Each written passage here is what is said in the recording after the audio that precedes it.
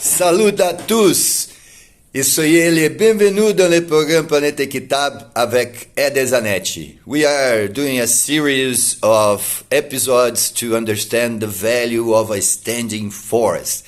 We started by talking about climate change, and on the last week we were looking into the effects of the increasing on temperature that influences planetarily the vegetation on the north-south X and the west X and the geographical conformation of the planet, right? And we saw that for adapting to this increase on the temperature, what is necessary is an increase on the presence of a green infrastructure within the forested areas, and we need more green infrastructure in the cities, more green spaces in the cities. So that was about the increase in temperature. Now we were looking into the increase of CO2 levels in the atmosphere. Differently than what happened with the temperature, the influence was in the planet as a whole.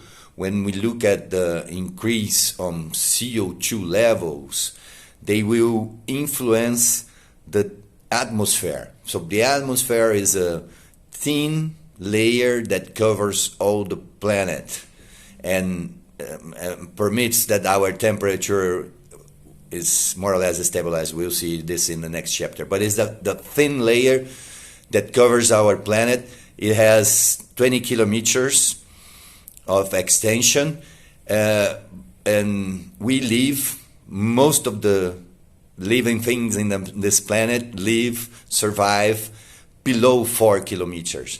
So it is on this thinner even layer of 4 kilometers that the increase on CO2 levels is affecting the climate and also, of course, the vegetation in different forms.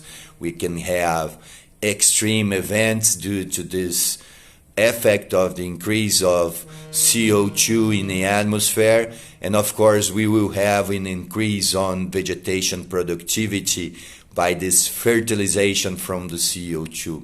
So that's what we will be investigating in the next chapter.